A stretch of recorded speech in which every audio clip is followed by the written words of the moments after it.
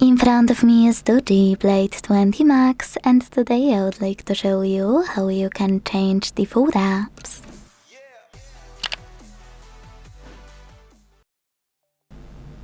Begin by opening Play Store and downloading all of your apps you wanna set up as new defaults.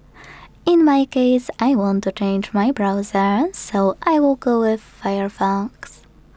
After downloading all of your apps, you can exit Play Store and go into Devices Settings.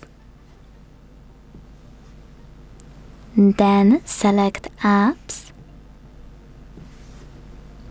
Scroll down to tap on Default Apps right under General. And finally tap on one of those sections you wanna manage.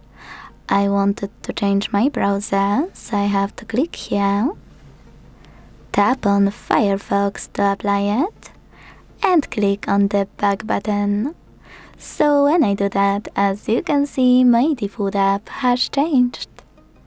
Thanks so much for watching. If you enjoyed this video, don't forget to leave a like, comment, and subscribe.